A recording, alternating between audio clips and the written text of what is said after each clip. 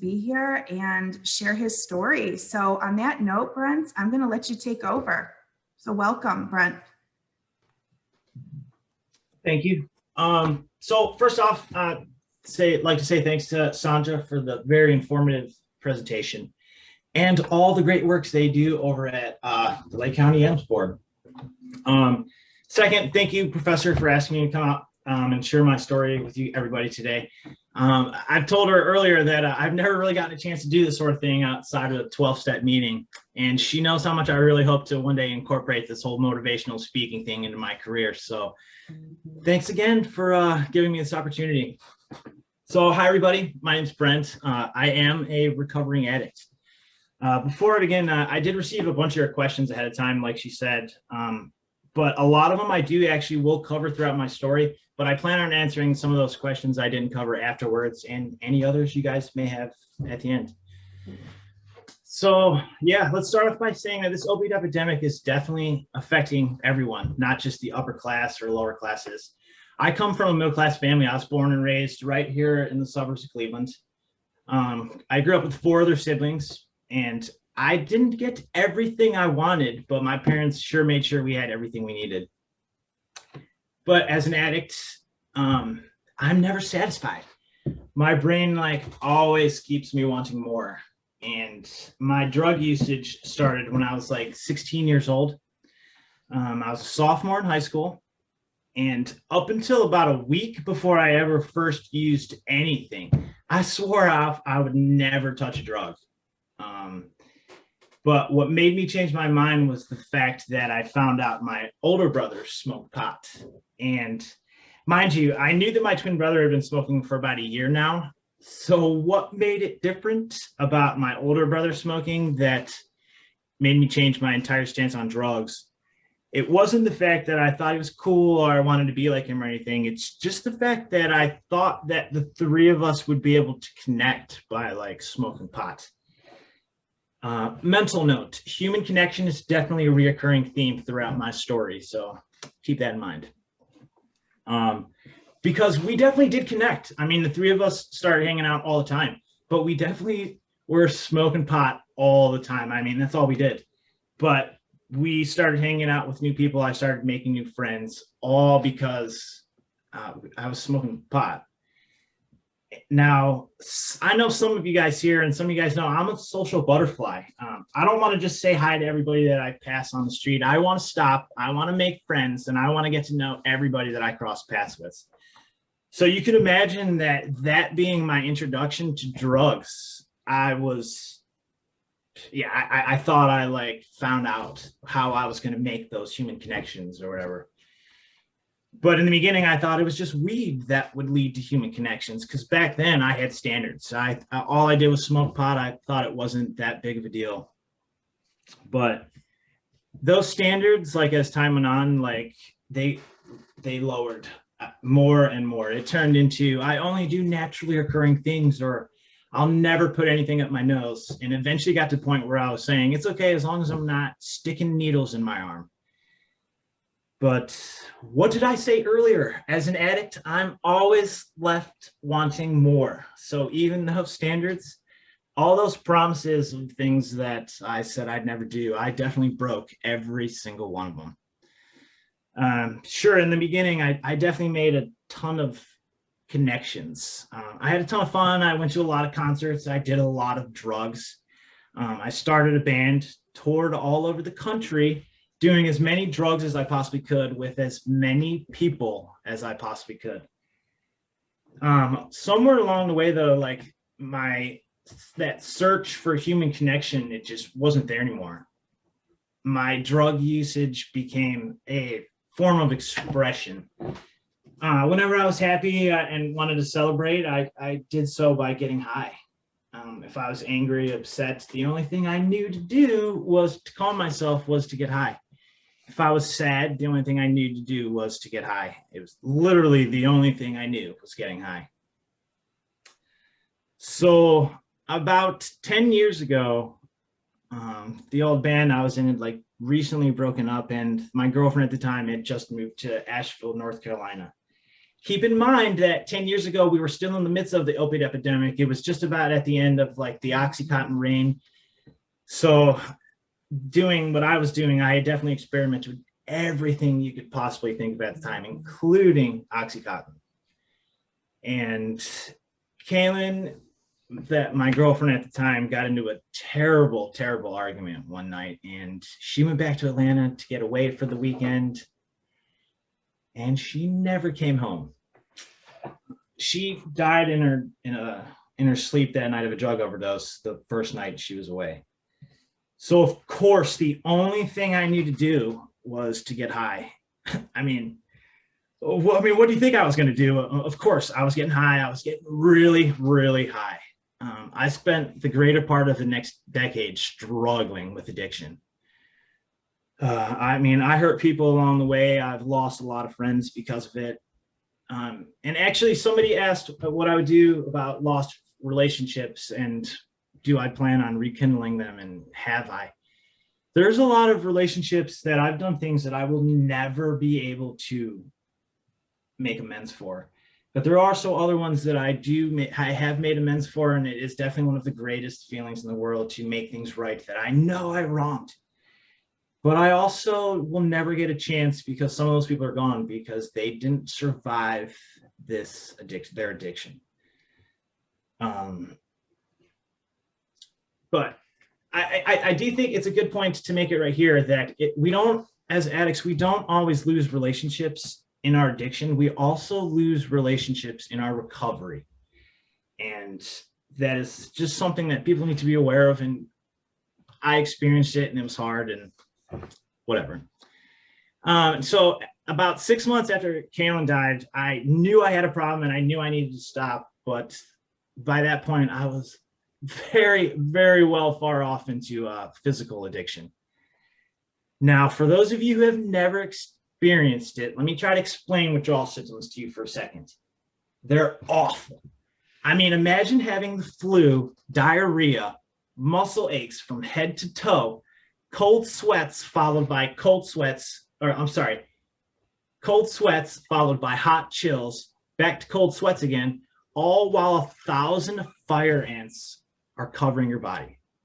So imagine going through that, knowing it's going to last for a couple of days, but you know how to get the cure. That is what it's like for an addict to go through addiction. If you're feeling that, I mean, it gets to the point where there is nothing else that matters.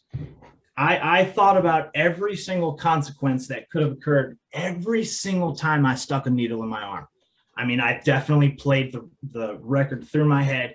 Don't do this. What's going to happen? But it didn't matter. Like, I just needed to feel better. When I wasn't high, all I could do was think about getting high, making the pain go away. When I was high, I just became preoccupied with how I was going to get my next fix because I wanted to prepare myself for not getting sick. It is a vicious cycle. But obviously I'm talking to you today because I was able to break free of that cycle. I did so by hitting my rock bottom, in which everybody has a different rock bottom, but I'm going to tell you mine. Some of you guys asked about legal troubles and stuff, and I've definitely gotten into legal troubles. Which, by the way, to answer somebody's question, it normally probably wouldn't have affected my professional career, except because normally, like, I was a musician and then I've always worked in the restaurant business. However, coming back to school and trying to get a professional career and do stuff, it has definitely put up a lot of roadblocks that I have to face and overcome. But again, consequences of my own actions. But I think as a habitual drug user, you kind of just accept the fact that you're eventually going to see the inside of the jail cell.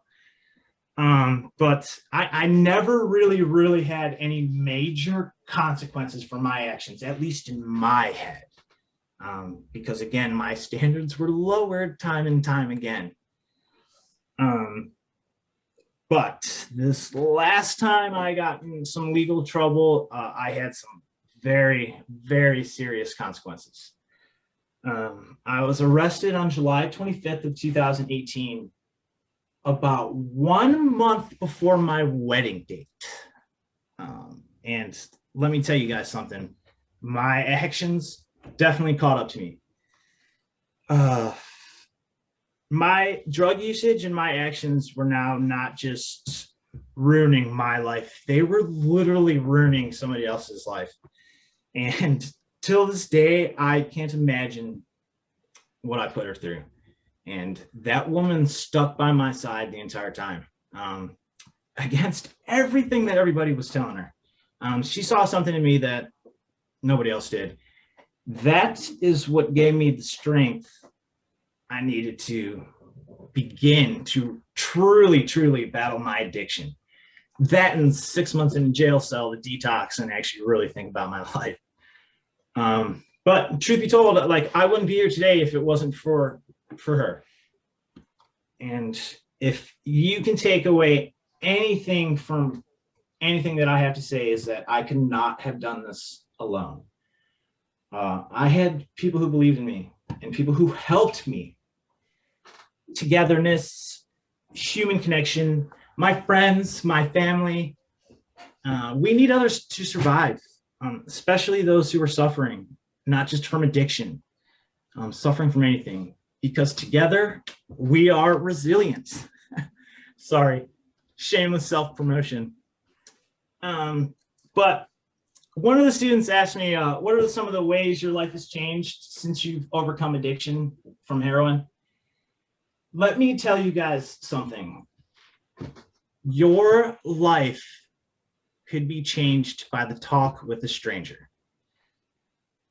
By that, I mean, when I moved back up here, I was pretty much trying to figure out where I was going. Like, I didn't know what I wanted to do. I was 5, 6, 7 months clean and trying to rekindle my relationships, trying to fix everything. I'm trying to fix everything. And in the meantime, I went to an Indians game on my birthday and had a conversation with the gentleman and his lovely family in front of me, and pretty much told this guy my life story. And I'll never forget what he said, because it literally was the turning point of my life. And he looked me in the eyes and said, "Dude, that is how stories are made.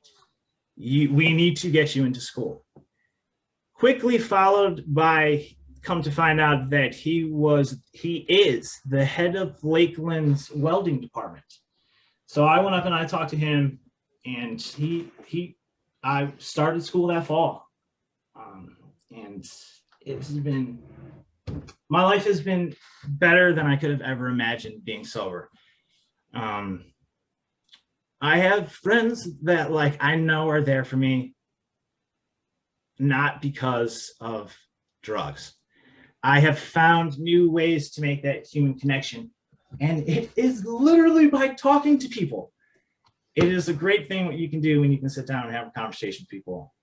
My greatest support group, my biggest reason for being sober, is my friends and my family and anybody who has been in my life, and it's very, very important to recovery. So yeah, so that's pretty much what I got from my story. So I'm going to go ahead and answer just a couple questions that I think were very important that some of you guys asked.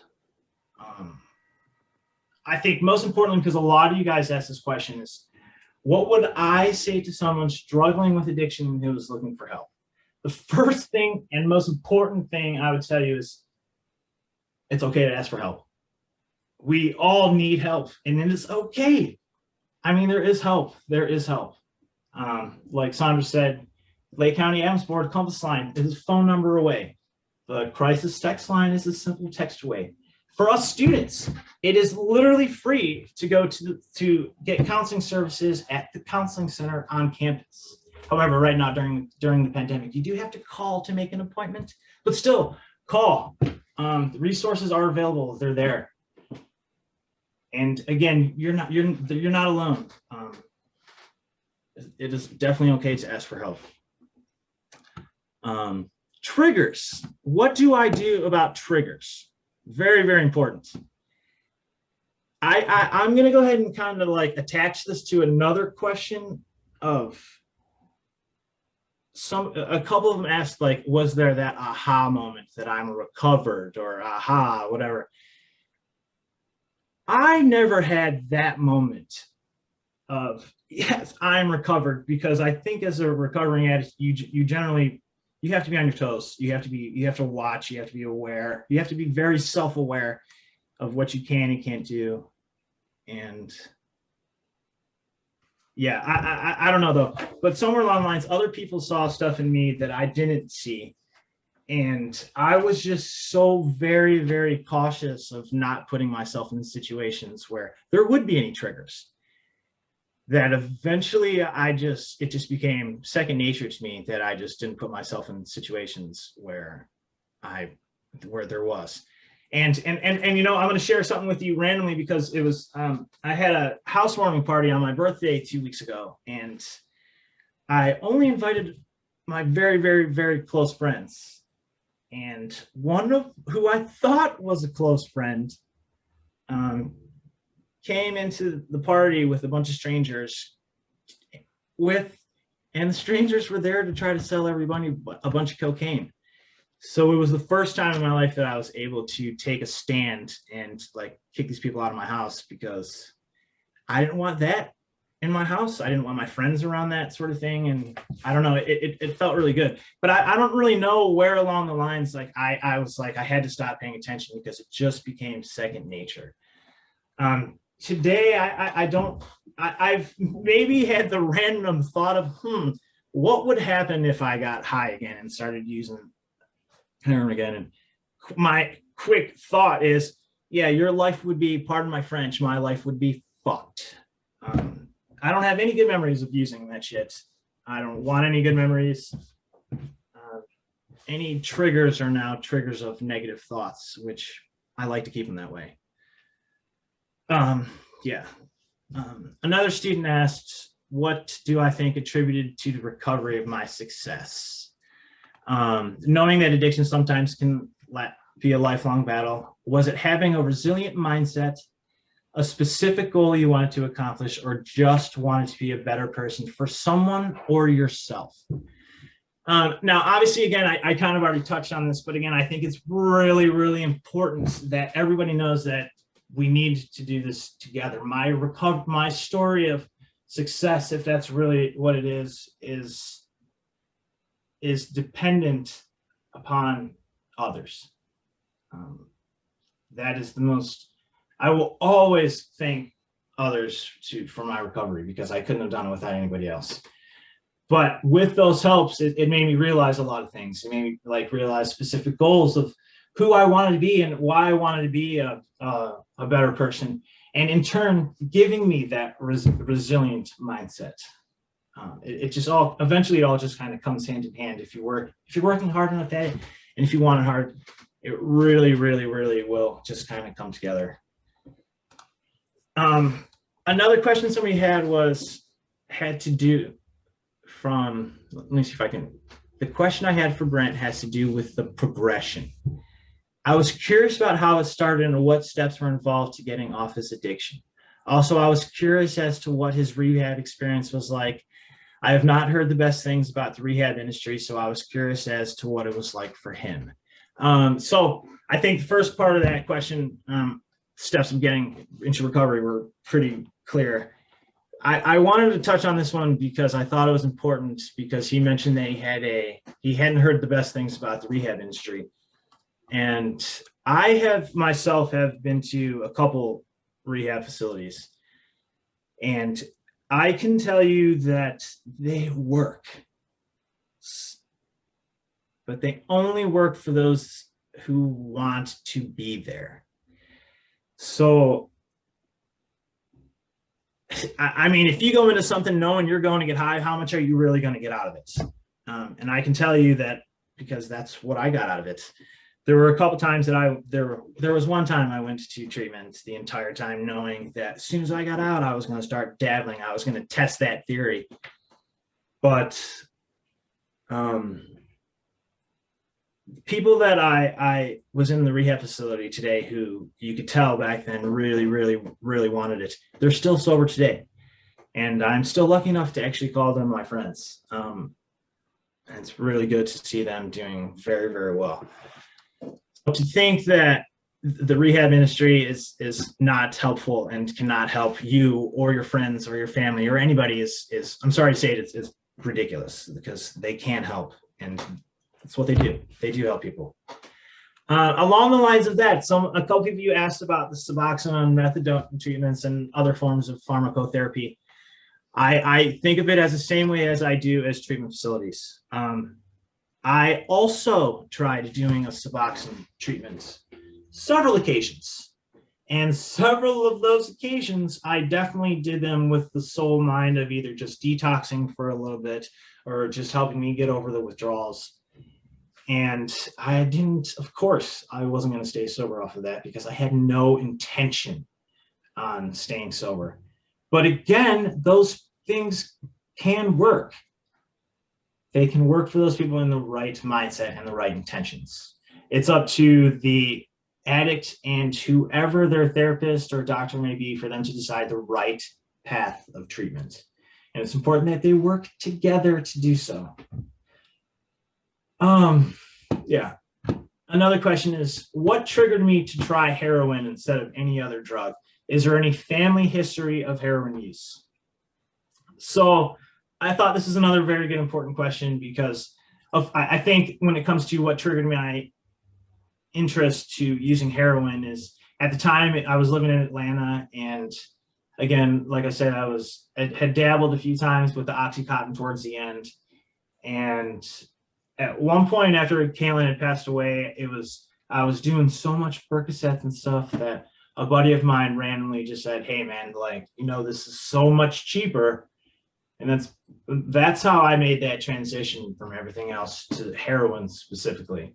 And just to make another note, the reason I took the step from snorting or ingesting or whatever to using needles was because it was much cheaper for me to do so.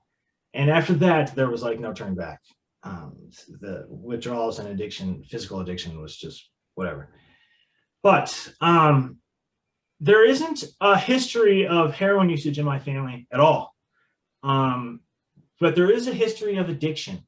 My father is a gambling addict. He is an addict.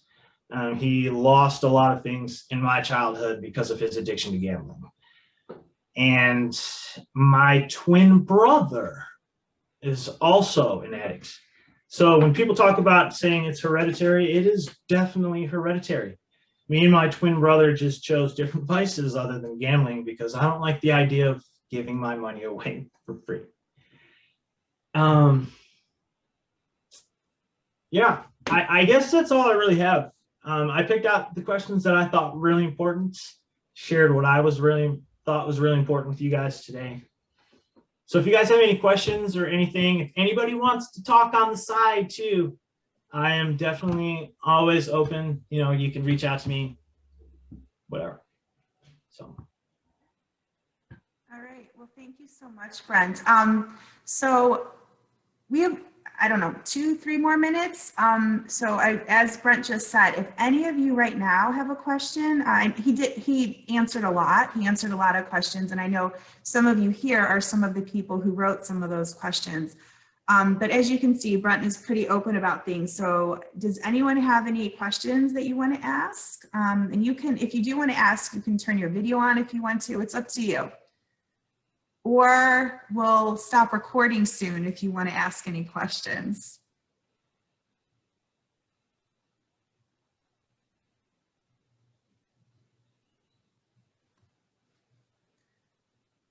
All right. Well, then, Sandra, if you are still there, will you stop recording? I think that that's probably